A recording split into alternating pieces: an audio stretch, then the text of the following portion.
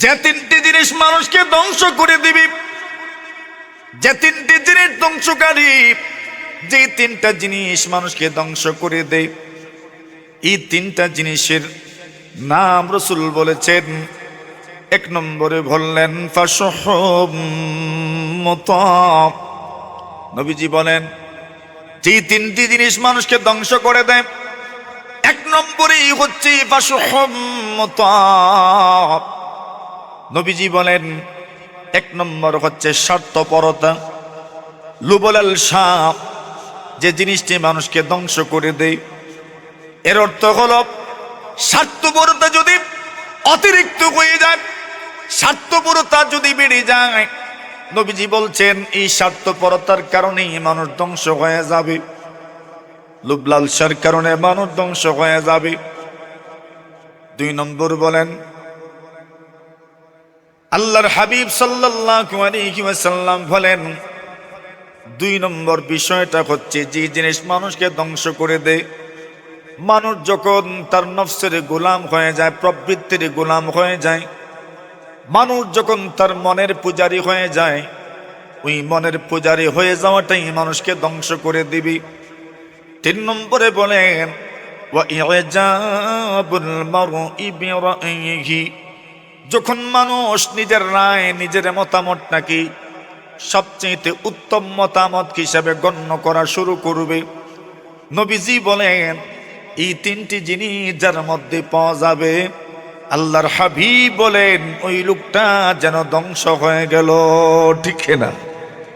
এখন আসেন, প্রথমটা হচ্ছে স্বার্থপরতা। এখন স্বার্থপরতা তো নাই ওই আমরা মাঝে আছে, এমন কোন মানুষ নেই যার মধ্যে স্বার্থপরতা নেই, থাকবেই।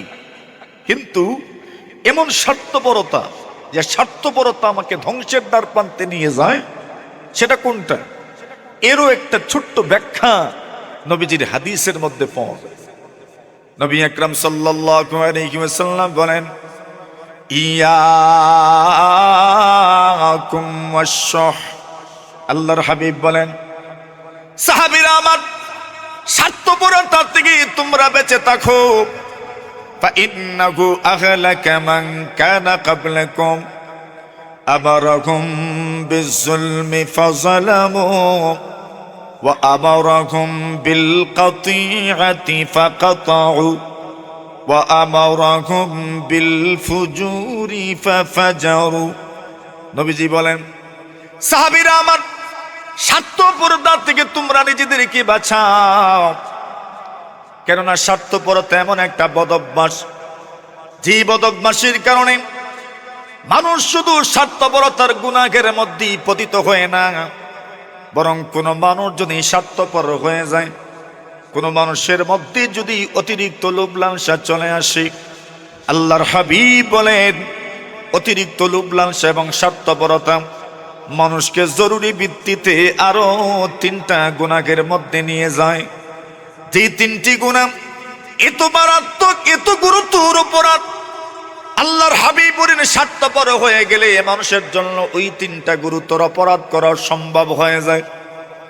রাসূল বলেন এক নম্বর হলো আমারাহুম বিয-যুলমি ফাযালামু, যে মানুষগুলো স্বার্থপর হয়ে যায়, আল্লাহর হাবিব বলেন ওই মানুষগুলো শেষ পর্যন্ত জালিম হয়ে যায়। ঠিক না?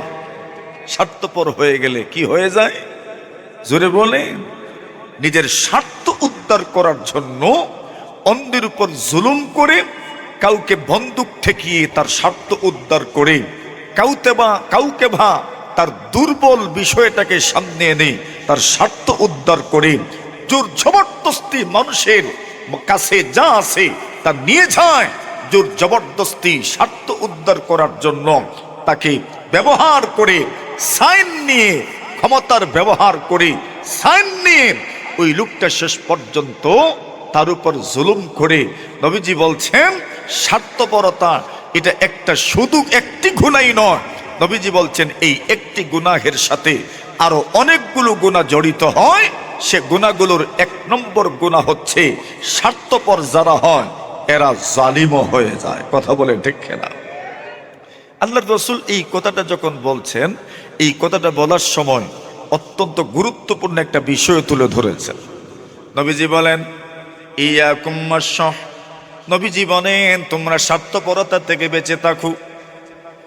ফাইন্নাহু আহলাকা মান কানা ক্বাবলাকুম, নবীজি বলেন স্বার্থপরতাই তোমাদের এই পূর্বসূরীদেরকে ধ্বংস করে দিয়েছে। এর মানে হলো আমাদের পূর্বসূরী কারা, আমাদের আগে যারা ছিল তাদেরকেও ধ্বংস করেছে স্বার্থপরতা। আগের কারা? নবীজি সাল্লাল্লাহু আলাইহি ওয়াসাল্লামের হাদিসের মাধ্যমে তাদের পরিচয় পাওয়া যায়। আল্লাহর হাবিব বলেন, সাহাবীরা আমার, তোমরা তোমাদের পূর্বসূরীদের অনুসরণ করবে, তাদের অনুগামী হয়ে যাবে। লা তাত্তাবিউন্না সুনানা মান কানা ক্বাবলাকুম, নবীজি বলেন তোমরা তোমাদের পূর্বসূরীদের অনুগামী হয়ে যাবে, তাদের অনুসারী হয়ে যাবে। শিবরাম বিশিবরিন ওয়া যিরাআম বিযিরা, আল্লাহর হাবিব বলেন তোমরা তাদের অনুসরণ করতে থাকবে, বিগতে বিগতে তাদের অনুসরণ করবে, হাতে হাতে তাদের অনুসরণ করবে। মানে সহজ ভাষায় ছোট ছোট বিষয়েও তাদের তোমরা অনুসরণ করবে, বড় বড় বিষয়ে তোমরা তাদের অনুসরণ করবে। রাসূল বলেন শিবরাম বিশিবরিন ওয়া যিরাআম বিযিরা, আল্লাহর হাবিবের সাহাবায়ে কেরাম বলেন ওগো নবীজি, যাদের অনুসরণের কথা আপনি বলছেন তারা কারা? আল ইয়াহুদ ওয়ান নাসারা, ইহুদি এবং খ্রিস্টানদের কথা কি আপনি বলছেন? আল্লাহর রাসূল বলেন তবে আর কার কথা বলছি? ফামান, এদের কথা বলছি না তো কার কথা বলছি? রাসূল বলছেন তোমরা তোমাদের ছোট্ট ছোট্ট বিষয়ে, বড় বড় বিষয়ে, সার্বিক ব্যাপারে ইহুদি এবং খ্রিস্টানদের অনুসরণ করবে, তাদের অনুগামী হয়ে যাবে। তোমরা তোমাদের উৎসবে, আনন্দে, তোমাদের উৎসবে সর্বক্ষেত্রে ইহুদি এবং খ্রিস্টানদের অনুসরণ করবে। এমনকি তোমরা যখন কাপড় কিনতে যাবে সেই সময় তুমি কোনো একজন ইহুদি, কোনো একজন খ্রিস্টান, কোনো একজন হিন্দু গায়িকাদেরকে তুমি অনুসরণ করবে। তুমি যখন চুল কাটতে যাবে সেই সময়ও তুমি অমুসলিম বিজাতীয়দেরকে অনুসরণ করে তোমার মাথার চুল কাটবে। নবীজির কথা সত্য না মিথ্যা জুড়ে বলেন। আল্লাহর হাবিব বলেন এদের অনুসরণ করতে করতে তোমরা ধ্বংস হয়ে যাবে। নবীজি বলছেন এরা হচ্ছে ইহুদি এবং খ্রিস্টানেরা। আল্লাহর হাবিব সাল্লাল্লাহু আলাইহি ওয়াসাল্লাম অন্য হাদিস শরীফের মধ্যে বলেন দাব্বা ইলাইকুম দাউল উমামি মিন ক্বাবলিকুম, নবীজি বলেন সাহাবীরা আমার, তোমাদের পূর্বসূরীদের মধ্যে যে রোগগুলো ছিল, যে ব্যাধিগুলো ছিল, এদেরকে ধ্বংসকারী যে রোগগুলো তাদের মধ্যে ছিল, নবীজি বলেন ওই রোগগুলো তোমাদের এদিকে দিয়ে আসছে, ওই রোগগুলো তোমাদের এদিকে দিয়ে আসছে। আল্লাহর নবীজি বলেন ওই রোগী যদি তোমরা রোগাক্রান্ত হয়ে যাও, সেই রোগী যদি তোমরা আক্রান্ত হয়ে যাও, নবীজি বলেন তোমরা কিন্তু ধ্বংস হয়ে যাবে। আল্লাহর হাবিব বলেন সেই রোগগুলোর একটা রোগের কথা রাসূল বলেছেন আল হাসাদ ওয়াল বাগদা, নবীজি বলেন সেই রোগের একটা রোগ হচ্ছে হিংসা এবং বিদ্বেষ। আল্লাহর নবী বলেন তোমাদের পূর্বসূরি ইহুদি এবং খ্রিস্টানেরা, বিজাতীয়রা হিংসার কারণে ধ্বংস হয়ে গেছে, বিদ্বেষপূর্ণ মনোভাব রাখার কারণে ধ্বংস হয়ে গেছে। রাসূল বলতে চান ওই রোগ যদি তোমাদের কাছেও চলে আসে, আমার উম্মত যদি হিংসা রোগে আক্রান্ত হয়ে যায়, আমার উম্মত যদি বিদ্বেষপূর্ণ মনোভাব রাখে, আমার উম্মতের মধ্যে সামাজিকতায় যদি হিংসাত্মক মনোভাব চলে আসে, বিদ্বেষপূর্ণ মনোভাব চলে আসে, রাসূল বলেন যেমন ভাবে তোমাদের পূর্বসূরীরা ধ্বংস হয়ে গেছে তোমরাও এমন ভাবে ধ্বংস হয়ে যাবে। রাসূল বোঝাতে চাইলেন সাহাবীরা রে আমার, তোমরা এই সমস্ত কৃষ্টি কালচার থেকে বেঁচে থাকো। কেন? এগুলোর কারণে তোমাদের এই পূর্বসূরীরা ধ্বংস হয়েছে। তোমরাও যদি ওই সমস্ত বিষয়গুলোতে অভ্যস্ত হয়ে যাও, তোমরাও ধ্বংস হয়ে যাবে। এই জন্য রাসূল বলছেন ইয়াকুম ওয়াশ-শুহা, তোমরা স্বার্থপরতা থেকে বেঁচে থাকো, তোমরা খুদগার্জি থেকে বেঁচে থাকো। ফাইন্নাহু আহলাকা মান কানা ক্বাবলাকুম, কেননা স্বার্থপরতাই তোমাদের এই পূর্বসূরিদেরকে ধ্বংস করেছে। আমারহুম বিজুলমি ফাযালামু, স্বার্থপরতার কারণে জালিম হয়ে গেছে, অন্যের উপরে জুলুম করার জন্য সর্বকিছু ব্যয় করে জুলুমের জন্য সে ময়দানে নেমে এসেছে। নবীজি বলেন স্বার্থপরতার কারণে মানুষ 2 নম্বর যে গুনাহটা করে সেই গুনাহটা হলো আমারহুম বিল কাতিয়াতি ফাকাতাউ। নবীজি বলেন স্বার্থপরতার কারণে 2 নম্বর যে গুনাহ হয় সেই গুনাহ হলো আত্মীয়তার সম্পর্ক মানুষ ছিন্ন করে ফেলে, ঠিক কিনা? স্বার্থপরতার কারণে মানুষ আত্মীয়তার সম্পর্ক ছিন্ন করে ফেলে। আত্মীয়তার সম্পর্ক কেন ছিন্ন হলো? আপনি নেপথ্যে কারণ তালাশ করতে যাবেন তো দেখবেন এর পিছনে কারণ হলো স্বার্থপরতা। কথা বলেন ঠিক কিনা? স্বার্থ যদি উদ্ধার হয় তো আত্মীয়তার সম্পর্ক ঠিক থাকে, স্বার্থ যদি উদ্ধার না হয় আত্মীয়তার সম্পর্ককে গুড বাই বলা হয়। কথা বলেন ঠিক কিনা? অথচ রাসূল আকরাম সাল্লাল্লাহু আলাইহি ওয়াসাল্লাম বলেন মান সারানাকু, সাহাবীরা আমার, আল্লাহর জমিনের কোনো মানুষ যদি তার মনে যদি কামনা থাকে, তার মনে যদি আকাঙ্ক্ষা থাকে, মান সারানাকু আইয়ুবসাতানাহু ফি রিজকিহি আও ইউনসা ফি আথারিহি ফালইয়াসিল রাহিমা। আল্লাহ রাসূল বলেন সাহাবীরা আমার, দুনিয়ার কোন নারী ও পুরুষ যদি চান তার হায়াতের মধ্যে বরকত হোক, আল্লাহর হাবিব বলেন পৃথিবীর কোন নারী ও পুরুষ যদি চায় তার হায়াতের মধ্যে বরকত হোক, তার রিজিকের মধ্যে বরকত হোক। এখানে আমরা যারা বসে আছি আমাদের সবার মনের চাওয়া মনের পাওয়া হচ্ছে রিজিকেও যেন বরকত হয়, আমাদের হায়াতেও যেন বরকত হয়। কথা বলেন ঠিক কিনা? সবার মনের চাওয়া গুলো হায়াতে যেন বরকত হয়, রিজিকেও যেন বরকত হয়। আল্লাহর হাবিব বলেন কোন মানুষ যদি চায় তার হায়াতের মধ্যে বরকত হোক, তার রিজিকের মধ্যে বরকত হোক, নবীজি বলেন আত্মীয়তার সম্পর্ক যেন রক্ষা করে। কেন? আত্মীয়তার সম্পর্ক রক্ষা করলে পরেই পরিচয় হবে ওই লোকটা নবী প্রেমিক, নবীর আশিক, এবং এর মাধ্যমে যে পুরস্কার দেওয়া হবে সেই পুরস্কারের নাম হচ্ছে আল্লাহ হায়াত বরকত দিবেন, রিজিক বরকত দিবেন। সুবহানাল্লাহ। আত্মীয়তার সম্পর্ক জোরে রাখলে অনেক লোকজন বুঝে দাঁড়ানো আছেন, আপনারা একটু সামনের দিকে আসলে অনেক লাভ হবে, ওই লোকজন বসতে পারবেন ইনশাআল্লাহ। আয়ুন আয়ুন আপনারা একটু সামনের দিকে। وَإِذَا قِيلَ لَكُمْ تَفَسَّحُوا فِي الْمَجَالِسِ فَافْسَحُوا يَفْسَحِ اللَّهُ لَكُمْ وَإِذَا قِيلَ انشُزُوا فَانشُزُوا يَرْفَعِ اللَّهُ الَّذِينَ آمَنُوا مِنكُمْ وَالَّذِينَ أُوتُوا الْعِلْمَ دَرَجَاتٍ। আমি যে আয়াত তিলাওয়াত করেছি আয়াতের তরজমাটা আপনাদেরকে শোনাই, একটু ব্যাখ্যাও করি আয়াত। আল্লাহ বলেন وَإِذَا قِيلَ لَكُمْ تَفَسَّحُوا فِي الْمَجَالِسِ فَافْسَحُوا।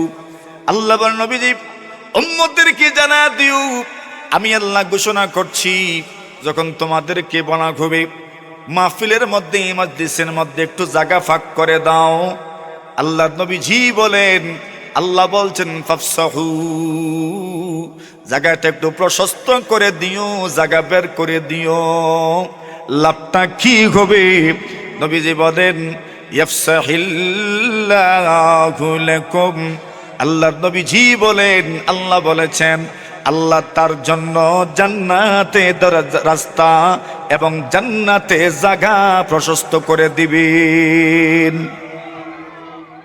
এখন খুশি হয়েছেন নি আপনারা? মাথুর নাচে খুশি হয়েছেন? জায়গা প্রশস্ত করলে জান্নাতে আপনাদের জন্য জায়গা প্রশস্ত করা হবে।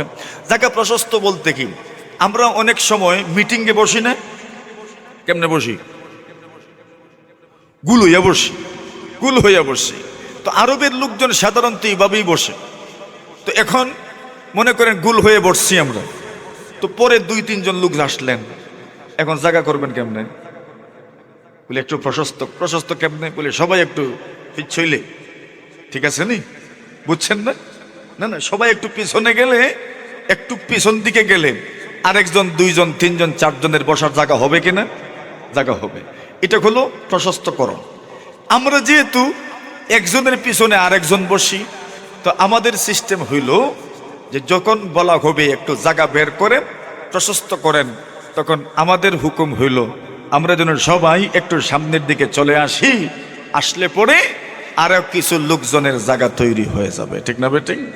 তো আপনারা যে আসছেন, আপনারা ওই হুকুম পালন করেছেন। ফায়দা কি, ফলাফল কি, লাভ কি?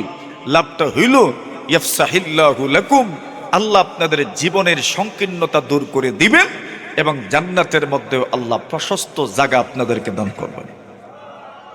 সুবহানাল্লাহর আওয়াজে বুঝে গেছে খুশি হইছেন না মনে? আর একটু জোরে সোরে। আচ্ছা, এর সাথে আরেকটা যুক্ত করি। রাসূল আকরাম সাল্লাল্লাহু আলাইহি ওয়াসাল্লাম কথা বলছেন, মজলিস চলছে, রাসূলের মজলিস চলমান, দিনই কথাবার্তা হচ্ছে। এমন সময় আমরা যেভাবে আসতে দেরি করি, ওই নবীর মজলিসেও তিনজন সাহাবী আসতে দেরি করেছেন, ফরে এসেছেন।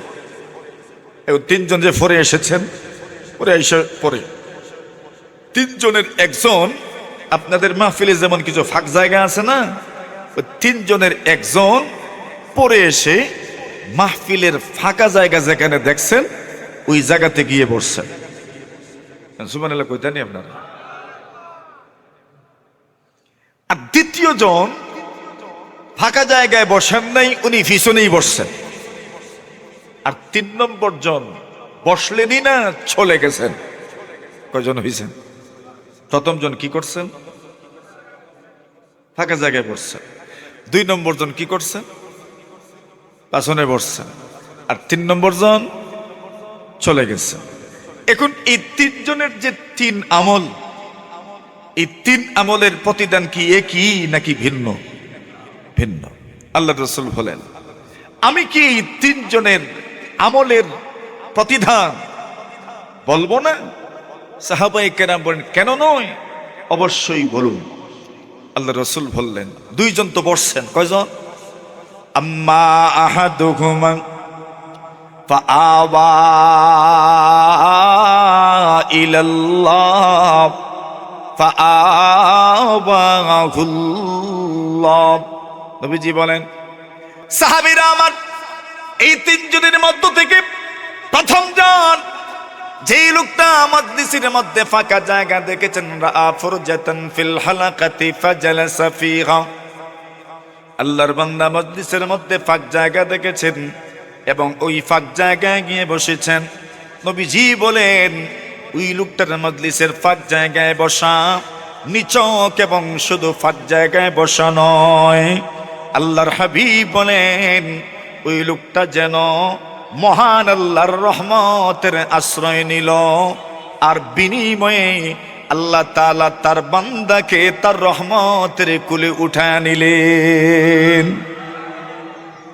এবার বলেন, একজন মানুষ মাহফিলে বসার ওই প্রক্রিয়ার মাধ্যমে আল্লাহর রহমত প্রাপ্ত হয়ে যায়, এই মানুষের আর কি বা লাগে? জোরে বলুন, আর কি লাগে তার? এবার বাকি রইল দ্বিতীয় জন। কোন জায়গায় বসছে? পেছনে, যেটা আমরা করি সাধারণত। আল্লাহর হাবিব বলেন, ওয়া আম্মাল আখার ফাস্তাহিয়া মিনাল্লাহ ফাস্তাহিয়াল্লাহু মিন। নবীজি বলেন, সাহাবীরা আমার, 2 নম্বর ব্যক্তি সামনে আসলেন না, ফাঁকা জায়গা উনি নিজের চোখে দেখেছেন, মাহফিলে ফাঁক জায়গা দেখেছেন, কিন্তু উনি মাহফিলের ফাঁক জায়গায় গিয়ে বসেন নাই, পিছনেই বসে রইলেন। কারণ কি? নবীজি বলেন, ফাস্তাহিয়া মিনাল্লাহ, ওই লোকটা মহান আল্লাহ তাআলাকে লজ্জা করেছেন। ফাস্তাহিয়াল্লাহু মিন, নবীজি বলেন আল্লাহ তাআলা তার ব্যাপারে লজ্জাবোধ করবেন। হাদিসের ব্যাখ্যা কি মুফাসসিরিনে কেরাম, মুহাদ্দিসিনে কেরাম ব্যাখ্যা দেন আর বলেন, ওই লোকটা মাহফিলের ফাঁকা জায়গা দেখেও সামনে আসলেন না কেন? অনেক বিষয় উনি চিন্তা করেছেন, আমি এই মুহূর্তে যদি মাহফিলের ফাঁকা জায়গায় গিয়ে বসি, আমি অনেক পিছনে আসি, এত পিছন থেকে সামনে যদি যেতে চাই, আমি আমার জুতা জোড়া হাতে করে নিয়েও যদি যাই, তবে আমার জুতা জোড়ার থেকে বালু পড়তে পারে, কারো গায়ে বালু লেগে যেতে পারে, অথবা আমার মনের অজান্তে আমার ইচ্ছার বিরুদ্ধে কোনো মানুষের গায়ে আমার জুতা লেগে যেতে পারে, আমার মনের ইচ্ছার বিরুদ্ধে কোনো মানুষের পায়ে আমার পাও লেগে যেতে পারে, আমার মনের ইচ্ছার বিরুদ্ধে আমার অজান্তে কোনো মানুষের জুতার উপর আমি পাড়া দিয়ে দিতে পারি, কোনো মানুষের পায়ের উপর আমি পাড়া দিয়ে দিতে পারি। আমার সামনে যাওয়ার কারণে কোনো মানুষ বিরক্ত হতে পারে, এজন্য আল্লাহর বান্দার সামনে গেলেন না, পিছনেই বসে রইলেন। এতগুলো মানুষকে কষ্টও দিবেন, এই ব্যাপারটা ওনার কাছে লজ্জাজনক মনে হলো। এই বিষয়টা চিন্তা করে সামনে আসলেন না, পিছনেই বসে রইলেন। আল্লাহর হাবিব বলেন, ফাস্তাহিয়াল্লাহু মিন, নবীজি বলেন, সাহাবীরা আমার, আল্লাহ তাআলা তার ওই বান্দাকে কিয়ামতের কঠিন ময়দানে কোনো ধরনের শাস্তি দিবেন না। এটা এক ব্যাখ্যা। আরেক ব্যাখ্যা হইল, এক লোক মাহফিলে এসেছে, মজলিসে এসেছে, আসার পরে বসার কোনো নিয়ত নাই, এমনি আসছিল আর কি, দেখতো। ইজ্জত মানুষ নাই মন আছে, দেখার নিয়ত আইছিল। আসার পরে চিন্তা করলো, পিছনে সামনে অনেক লোকজন বসা, যারা আমার পরিচিত, যাদের চেহারাও আমার কাছে পরিচিত, এদের সাথে রাস্তাঘাটে চলাফেরার সময় হাই হেলো হন। এখন উনিও চেয়ে ফেলছেন আমার দিকে, তাকাইছেন আমার দিকে। এখন ওনার সামন থেকে কেমনে যাই, আল্লাহর বান্দার নিয়ত পরিবর্তন করে ফেললো, আর গেল না, বসে পড়লো। আচ্ছা বলেন না, এই লোকটা যে বসলো নিয়ত ছিল তো, হ্যাঁ? এখন আপনাদের ফতোয়া মতো সব পাইব নি? কেমনে পাইব? ইন্নামাল আমালু বিন্নিয়াত, নবীজি বলেন, মানুষের আমলের প্রতিদান তার নিয়তের উপর নির্ভরশীল। নিয়ত কি বসার ছিল না চলে যাওয়ার? এখন ফতোয়া দেন। আল্লাহর হাবিব, ইন্নামাল আমালু বিন্নিয়াত, এই লোকটা যে মাহফিলে বসে রইল, আল্লাহর হাবিব বলেন, ফাস্তাহিয়াল্লাহু মিন, আল্লাহ তার ব্যাপারে লজ্জা বোধ করবেন। নিয়ম মতো তো সওয়াব পাওয়ার কথা নয়, কিন্তু আল্লাহর বান্দা বসে পড়েছেন, এজন্য রাসূল বলেন, ফাস্তাহিয়াল্লাহু মিন, আল্লাহ তাকে সওয়াব থেকে বঞ্চিত করবেন না। সুবহানাল্লাহ, আল্লাহ তাকে সওয়াব থেকে বঞ্চিত করবেন না। সালহাতু সঙ্গে বুদি দিল খারাশ,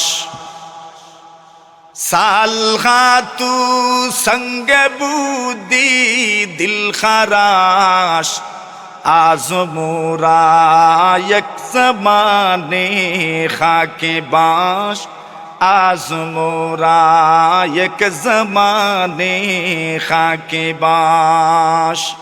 در بغارم که شود سر سبز سنگ، در بغارا که شود سر سبز سنگ، خاک شوتا گل بروے رنگ رنگ، خاک شوتا گل بروے رنگ رنگ। আল্লাহর বান্দা বলেন, কতদিন হয়ে গেল আমার এত বৃষ্টিপাত হয়, কিন্তু আমার জমিনে কোন ফসল উৎপাদিত হয় না। কেন ফসল উৎপাদিত হয় না? অথচ বৃষ্টি পড়ছে, বৃষ্টি পড়ছে, বৃষ্টি হচ্ছে। কত মানুষের জমিন ঘাসপাত বিভিন্ন উদ্ভিদে ভরে গেছে, কিন্তু আমার জমিনে কোনো ফসল উৎপাদিত হয় না। আল্লাহর বান্দা বলেন, তোমার জমিনে ফসল কেমনে হবে? তোমার জমিনে ফসল হওয়ার কোনো সুযোগ নাই। আজ মোরা এক জমানে খাকে বাস। কেন ফসল হয় না? তোমার যে জমিন, এই জমিনের মধ্যে তো কোনো মাটি নাই, মাটির জমিন যদি হতো, তবে ওই জমিনের মধ্যে বৃষ্টির ফোঁটা পড়ার সঙ্গে সঙ্গে ফসল উৎপাদিত হতো, ফল উৎপাদিত হতো। আর না হয় চতুষ্পদ জন্তুর জন্য ঘাস উৎপাদিত হতো।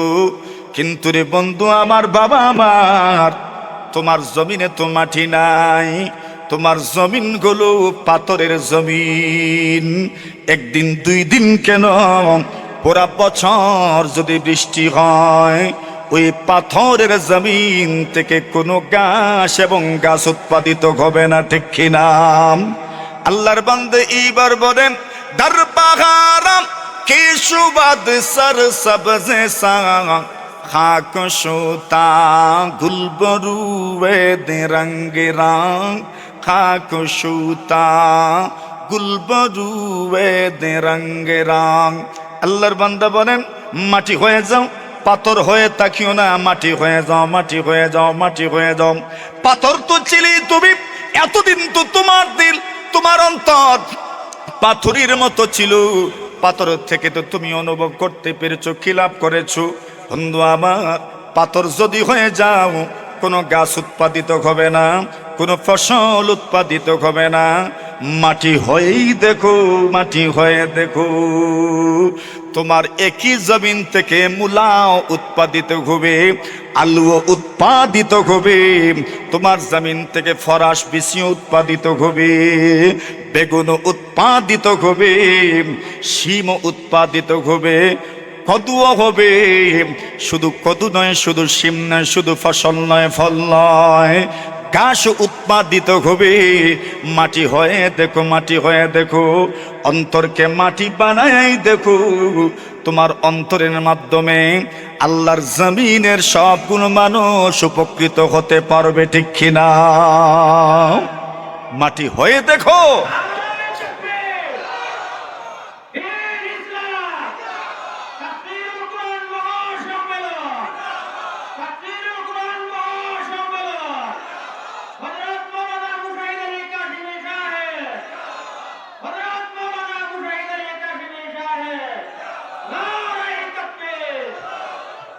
আসেন মূল কোথায়, সময় আমার হাতেও খুব কম।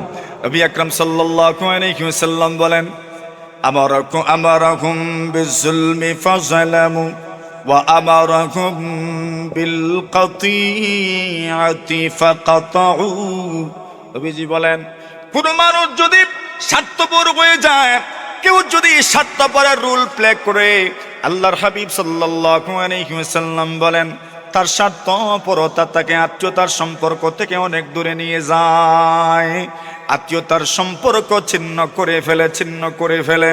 এই জমিনের মধ্যে কত মানুষ এমন পাবেন, যে মানুষগুলো শুধু জবানের কারণে এই দুনিয়াতেও ধিক্কৃত, পরকালেও তারা ধিক্কৃত হবে জবানের কারণে। স্বার্থপর মানুষ জবানের মাধ্যমে এই জমিনের কত মানুষকে কষ্ট দিয়েছে। আল্লাহর হাবিব সাল্লাল্লাহু আলাইহি ওয়াসাল্লাম বলেন, 3 নম্বর যে পাপটা মানুষ করে স্বার্থপরতার কারণে, ওয়া আমারাহুম বিল ফুজুরি ফাফাজারু। নবীজি বলেন, কোন মানুষ যদি স্বার্থপর হয়ে যায়, ওই মানুষটা মিথ্যাবাদীও হয়ে যায়, ঠিক কিনা? স্বার্থপরতা মানুষকে মিথ্যা কথা বলার জন্য উদ্বুদ্ধ করে, স্বার্থ উদ্ধার করার জন্য মিথ্যা বলতেই থাকবে। ইজাতের সমাজ আমরা দেখি না মনে হয়, স্বার্থ উদ্ধারের জন্য মিথ্যা বলে যে এমন সমাজেই তো আমরা বসবাস করছি। তো নবীজি বলছেন, স্বার্থপরতা মানুষকে ধ্বংস করে দেয়। কথা তো এই পর্যন্ত বললাম, এখন একটা জরুরি কথা না বললে তো না হয়। কথা হলো, স্বার্থপরতা তো একটা রোগের নাম, এই রোগের চিকিৎসাও তো দরকার। চিকিৎসা কেমনে হবে? তো চিকিৎসা তো আমাদের জানার দরকার, প্রেসক্রিপশন তো জানার দরকার। নবী আকরাম সাল্লাল্লাহু আলাইহি ওয়াসাল্লামের এক হাদিসের মধ্যে পাওয়া যায়, কোন মানুষ যদি 3টা আমল করতে পারে, 3টা অভ্যাসে যদি অভ্যস্ত হতে পারে, নবীজি বলেন আল্লাহ তাআলা তাকে স্বার্থপরতার নামক বদভ্যাস থেকে আল্লাহ তাকে হেফাজত করবেন। সুবহান। নবী আকরাম সাল্লাল্লাহু আলাইহি ওয়াসাল্লাম বলেন, সালাসুম মান কুন্না ফি উকিয়া শুহ নাফসিহি। আল্লাহর নবীজি বলেন, কোন মানুষ যদি তিনটা গুণে গুণান্বিত হয়ে যায়, আল্লাহর হাবিব বলেন আল্লাহ তাআলা তাকে স্বার্থপরতা থেকে বাঁচাবেন। ওই লোকটা স্বার্থপরতা নামক বদ অভ্যাস থেকে বেঁচে যাবে। তিনটা অভ্যাস যদি তার মধ্যে পাওয়া যায়, এক নম্বর বলেন মান আদ্দা যাকাত। নবীজি বলেন, যে মানুষ যাকাত প্রদান করে, যে মানুষ যাকাত আদায় করে, যে মানুষ যাকাত প্রদান করে, যে আল্লাহর বান্দা বান্দি যাকাত প্রদান করেন, যাকাত যদি প্রদান করতে পারেন, যাকাত প্রদানের মাধ্যমে স্বার্থপরতার বদঅভ্যাস থেকে আপনি বেঁচে যাবেন। কেন? যখন মানুষ যাকাত আদায় করবে, ওই মানুষের অন্তরে গরিবের প্রতি দরদ ঢুকবে, গরিবের প্রতি তার মহব্বত ঢুকবে, গরিবের প্রতি তার দায়বদ্ধতা প্রকাশ পাবে, সমাজের প্রতি তার দায়বদ্ধতা প্রকাশ পাবে। যেই লোকটা দিতে দিতে অভ্যস্ত হয়ে যাবে, আল্লাহর হাবিব সাল্লাল্লাহু আলাইহি ওয়াসাল্লাম বলেন, ওই লোকটা স্বার্থপরতা নামক বদঅভ্যাস থেকে বেঁচে যাবে। দুই নম্বর বলেন ওয়াকারাদ দাইফ। আল্লাহর হাবিব বলেন, কোন মানুষ যদি মেহমান নামাজ হয়ে যেতে পারে, আল্লাহর হাবিব বলেন ওই লোকটা স্বার্থপরতা নামক বদঅভ্যাস থেকে বেঁচে যাবে। মেহমান নামাজি মানুষকে স্বার্থপরতা থেকে বাঁচায়। যে লোকটা মেহমানদারি করতে পছন্দ করেন, যে লোকটা নিজের বাড়িতে মেহমান নিয়ে যান, যে লোকটা নিজের বাড়িতে মেহমান নিয়ে যাওয়ার ক্ষেত্রে সংকোচ বোধ করেন না, ওই লোকটার অন্তরে স্বার্থপরতা নাই। এর মানে হলো মেহমানদারির মাধ্যমে স্বার্থপরতা থেকে আল্লাহ আপনাকে বাঁচাবেন। নবীজি সাল্লাল্লাহু আলাইহি ওয়াসাল্লাম বলেন, আপনি মেহমানদারি করবেন, এই মেহমানদারির মাধ্যমে শুধু স্বার্থপরতা থেকে বাঁচবেন না, মেহমানদারির মাধ্যমে আল্লাহ পরওয়ারদিগারে আলম আপনার জন্য জান্নাতের মধ্যে সুউচ্চ মর্যাদা রাখবেন। শুধু সুউচ্চ মর্যাদা নয়, আবু সাঈদ খুদরি রাদিয়াল্লাহু তাআলা হাদিস থেকে পাওয়া যায়, নবী আকরাম সাল্লাল্লাহু আলাইহি ওয়াসাল্লাম বলেন, আইয়ুমা মুমিনিন আতামা মুমিনান আলা জুইন আতামাহুল্লাহু মিন সিমারিল জান্নাহ। নবীজি বলেন, কোন মানুষ যদি, কোন মুমিন যদি অন্য কোন মানুষকে, ক্ষুধার্ত মানুষ, যেই মানুষটি ক্ষুধার্ত, যেই মানুষ অনাহারে দিনাতিপাত করে, এমন অনাহারী মানুষ, এমন ক্ষুধার্ত মানুষ, যে লোকের পেটে কিছু নাই, খাদ্যের জন্য আল্লাহর বান্দা বান্দি ছটপট করে, ছটপট করে, এমন মানুষ ক্ষুধার জন্য উগান্ডা যেতে হবে না, সোমালিয়া যেতে হবে না। এমন মানুষ আপনি একটু যদি চোখ মেলে তাকান, আপনার ডানেও পাবেন, বামেও পাবেন, সামনেও পাবেন, পিছনেও পাবেন। এমনকি আপনার আত্মীয় স্বজনের মধ্যে এমন অনেক মানুষ পেয়ে যাবেন, যে মানুষগুলো ক্ষুধার্ত দিনাতিপাত করে, যে মানুষগুলো তিন বেলা সঠিকভাবে খাইতে পারে না। আল্লাহর হাবিব বলেন, ওই ক্ষুধার্ত মানুষকে যদি একটু খাবার দিতে পারো, আল্লাহর রাসূল সাল্লাল্লাহু আলাইহি ওয়াসাল্লাম বলেন, আতআমাহুল্লাহু মিন সিমারিল জান্নাহ। আল্লাহর নবীজি বলেন, সাহাবীরা আমার উম্মতদেরকে জানা দিও, রাসূল বলেন, আল্লাহ তাআলা তার এমন বান্দা বান্দীদের জন্য জান্নাতের ফলের মেহমানদারি প্রস্তুত করে রেখেছেন। সুবহানাল্লাহ। এরপর নবীজি বলেন, ওয়া আইয়ুমা মুমিনিন সাকা মুমিনান আলা যামাইন সাকাহুল্লাহু মিনার রাহিকিল মাখতুম। নবীজি বলেন, এর সাহাবীরা আমার, এই পৃথিবীর কোন মানুষ যদি অন্য কোন মানুষ, যে মানুষটা আল্লাহর বান্দা তৃষ্ণার্ত পিপাসিত মানুষ, এমন তৃষ্ণার্ত পিপাসিত মানুষকে যদি কেউ পানি পান করায়, এক কুল্লি পানি, তৃষ্ণার্ত পিপাসিত মানুষ সামান্য একটু পানি আপনি পান করালেন, নবীজি বলেন, সাকাহুল্লাহু মিনার রাহিকিল মাখতুম। আল্লাহর নবীজি বলেন, জান্নাতের ইনটেক বোতল থেকে আল্লাহ আপনাকে পানি পান করাবেন। সুবহানাল্লাহ। যে বোতলের মুখ বন্ধ, শুধু আপনার জন্যই খোলা হবে, ইতিপূর্বে আর কারোর জন্য খোলা হয় নাই। এমন বোতল থেকে আল্লাহ আপনাকে পানি পান করাবেন।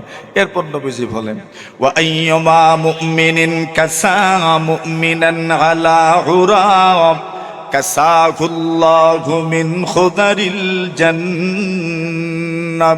নবীজি বলেন, সাহাবীরা রে আমার, এই পৃথিবীতে কত মানুষ এমন আছে, গরিব মানুষ, বস্ত্রহীন মানুষ, পোশাকহীন মানুষ, বস্ত্রহীন মানুষ, পোশাকহীন মানুষ। নবীজি বলেন, এমন বস্ত্রহীন পোশাকহীন মানুষকে যদি পোশাক পরিধান করাতে পারো, বস্ত্র দিতে পারো, পোশাক দিতে পারো, নবীজি বলেন কাসাহুল্লাহু মিন খুদারিল জান্নাহ। নবীজি বলেন আল্লাহ তাআলা তার জন্য জান্নাতের পোশাক ব্যবস্থা করে রেখেছেন। সুবহানাল্লাহ। আসেন যে কত বলতে চাই, কারো দায়িব, যে ব্যক্তি মেহমানদারি করবেন তার অন্তর থেকে আল্লাহ তাআলা স্বার্থপরতা দূর করে দিবেন। স্বার্থপরতার চিকিৎসা হলো মেহমানদারি করা। মন চায়নি মেহমানদারি করতে, যেরকম মন চায় তো, মন চায় তো। স্বার্থপরতা থেকে বাঁচার জন্য মেহমানদারি অত্যন্ত গুরুত্বপূর্ণ একটা বিষয়। 3 নম্বর বলেন, ওয়া আতা ফিন্নাইবা।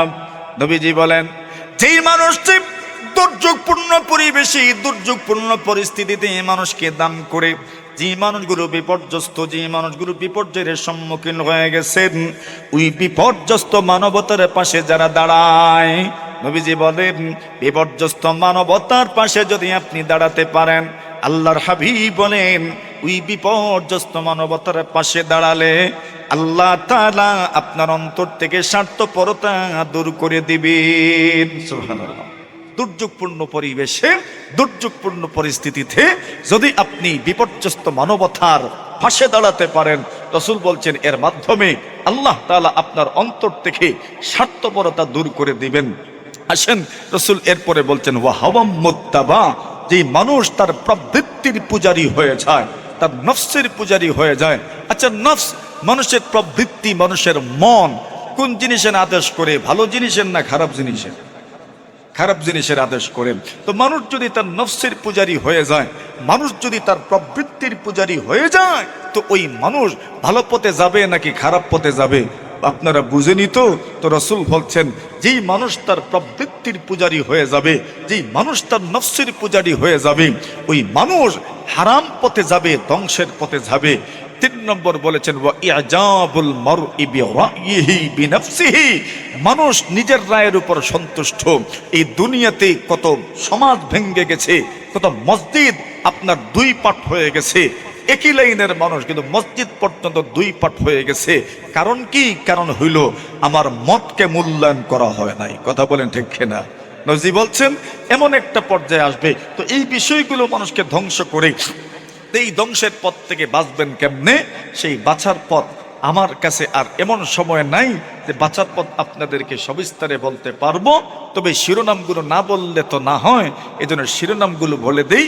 নবীজি বলেন, ফাল-আদলু ফিল গাযাবি ওয়ার রিদা ওয়াল কসদু ফিল ফাকরি ওয়াল গিনা ওয়া খাশিয়াতুল্লাহি ফিস সিররি ওয়াল আলানিয়া। নবী আকরাম সাল্লাল্লাহু আলাইহি ওয়াসাল্লাম বলেন, যদি তুমি জান্নাত পেতে চাও, দুনিয়ার জমিনে সব ধরনের লাঞ্ছনা থেকে বাঁচতে চাও, পরকালীন জীবনে সব ধরনের লাঞ্ছনা থেকে বাঁচতে চাও, আল্লাহর আযাব গজব থেকে বাঁচতে চাও, নবীজি বলেন তবে 3টা কাজ করতে হবে। 1 নম্বর হলো ফাল-আদলু ফিল গাযাবি ওয়ার রিদা।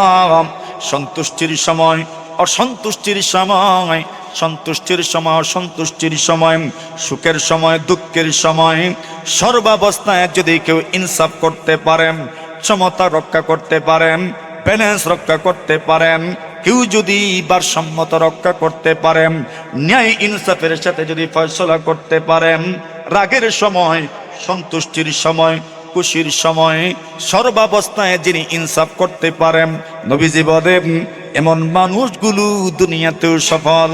ওই মানুষগুলো মহান আল্লাহর সামনে জান্নাতি হয়ে চূড়ান্ত পর্যায়ের সফল হয়ে যাবে। এই বিষয়টা বলা যত সহজ, আমল করা তত কঠিন। রাগের সময়ও ইনসাফ করা, সুখের সময় ইনসাফ করা, কষ্টের সময় ইনসাফ করা। রাগ উঠলে বেতের বাড়ি কি কম দেন না বেশিই দেন? মাতুন না আপনারা? রাগ যখন ওঠে তখন শাস্তির পরিমাণ কমে না বাড়ে? তো ইনসাফ কইলু। রাসূল বলছেন ফাল আদলু ফিল গাদবি ওয়ার রিদা, রাগ কার নাই? রাগ সব মানুষেরই আছে, সব মানুষের রাগ আছে। আমারও রাগ আছে, আপনারও রাগ আছে, সবারই রাগ আছে। নবীজি বলেন সব মানুষেরই রাগ। আর রাগ তো শয়তান থেকে আসে রে ভাই। আর শয়তানকে আল্লাহ সৃষ্টি করেছেন আগুন থেকে। ওয়াশ-শাইতান ইন্নামা খুলিকা মিন নার, শয়তানকে সৃষ্টি করা হয়েছে আগুন থেকে। আর ওয়ান নার ইন্নামা তুতফাউ বিল মা, আর আগুন নিবানোর জন্য কি দরকার? জোরে বলেন, পানি দরকার। এজন্য বলেন রাগ উঠলে কি করার জন্য? মাতুন না আপনারা? উযু পড়ার জন্য। রাগ উঠলে কি পড়বেন? উযু পড়বেন। কেন? রাগ তো শয়তান থেকে, আর শয়তানকে সৃষ্টি করা হয়েছে আগুন দিয়ে। আর আগুন নিবানোর জন্য কি দরকার? তো পানি দরকার। তো রাগ তো উঠছে, তো এটা নিবানোর জন্য, এটা দমানোর জন্য, সংযত হওয়ার জন্য কি দরকার? পানি দরকার। তো পানি কি এমনি দিয়ে ছিড়াইবেন? তো দরকার নেই এমনি দিয়ে ছিড়ান, উযু পড়ে নেন। উযুতেও যদি কাজ হয় না, তো এর পরের বরফটা কি গোসল করে নেন। আচ্ছা, রাগ, আগুন, আগুন এমন এক জিনিস, আগুন উপরের দিকে উঠে। এখন উপরের দিকে উঠে আগুন, আর এই আগুন থেকে রাগের সৃষ্টি হয়। তো যেটা উপরের দিকে উঠে এটার বিপরীত যেতে হবে। তো উপরের দিকে উঠে আগুন, তো আপনি রাগ কন্ট্রোল করবেন কেমনে? নবীজি বলছেন ফামান আহাসসা মিনকুম যালিক ফাইন কানা কাইমান ফালইয়াকুদ ওয়া ইন কানা কাঈদান ফালইয়াদতাজি। কেউ যদি দাঁড়ানো থাকে সে যেন বসে পড়ে, বসে অবস্থায় থাকলে শুয়ে পড়বেন, রাগ নিয়ন্ত্রিত হয়ে যাবে ইনশাআল্লাহ বলেন। এরপর নবীজি বলেন, মুসলিম শরীফের বর্ণনা আসে, রাসূল বলেন ইন্নী লা আরিফু কালিমাতান, আমার একটা শব্দ জানা আছে, একটা বাক্য আমি জানি। রাগ উঠলে পরে মানুষ যদি এই বাক্য পড়তে পারে, রাসূল বলছেন আল্লাহ তাআলা তার গুসা দূর করে দিবেন, রাগ দূর করে দিবেন। সেটা কি? নবীজি বলছেন আল্লাহুম্মা ইন্নী আউযু বিকা মিনাশ শাইতানির রাজীম, অথবা আউযু বিল্লাহি মিনাশ শাইতানির রাজীম। যদি কেউ পড়ে, রাগ নিয়ন্ত্রিত হয়ে যাবে। রাগ এমন এক জিনিস মানুষকে ধ্বংস করে দেয়। রাসূলের কাছে সাহাবী এসেছেন, বলছেন ইয়া রাসূলুল্লাহ আমাকে কিছু নসিহত করেন। নবীজি বলছেন লা তাকদাম, গুসা করিস না। আবার আসলেন আর বললেন কিছু নসিহত করেন। নবীজি বললেন লা তাকদাম, গুসা করিস না। নসিহত আগেরটাই। একটু পরে আর একদিন আসলেন, বললেন কিছু নসিহত করেন। নবীজি বলেন নসিহত আগেরটাই, লা তাকদাম, গুসা করিস না। এই দুনিয়াতে গুসার কারণে কি কি হন জানা আছে না? আমরা মাতুন না আপনারা? জানা আসেনি? বেড়ায় বেড়ি তালাক দে, কেমনে দে? খুশি হইয়া না রাগের মাথায়? রাগের মাথায়। রাগ কোন? ফাল আদলু ফিল গাদবি ওয়ার রিদা, সুখে দুঃখে ইনসাফ করা। ওয়াল কসদু ফিল ফাকরি ওয়াল গিনা, সচ্ছলতায় অসচ্ছলতায় সর্বাবস্থায় মধ্যপন্থা অবলম্বন করা। 3 নম্বরে বলেন ওয়া খাশিয়াতুল্লাহি ফিস সিররি ওয়াল আলানিয়া, গোপনে, দৃশ্যে, অদৃশ্যে, গোপনে, লুকালোয়ে, সর্বক্ষেত্রে আল্লাহকে ভয় করা। পারবেন নি? চেষ্টা করবে ইনশাআল্লাহ বলেন। কেন? এই সমাজে লোকদের সামনে পীর সাদা সহজ, এশার নামাজ না পড়লে, ঘরের ভিতরে ঢুকলে ঈশান নামাজ আদায় করা কঠিন। ঠিক না বেঠিক? তো বোঝা গেল আল্লাহর ভয় আমার অন্তরে নাই। মেরে মুহতারাম হাজিরিন, আজকের মতো এখানেই শেষ করব। আল্লাহ পাক আমাদেরকে কবুল করুন, এই মাহফিলকে কবুল করুন, আমিন। ওয়া আখির দাওয়ানা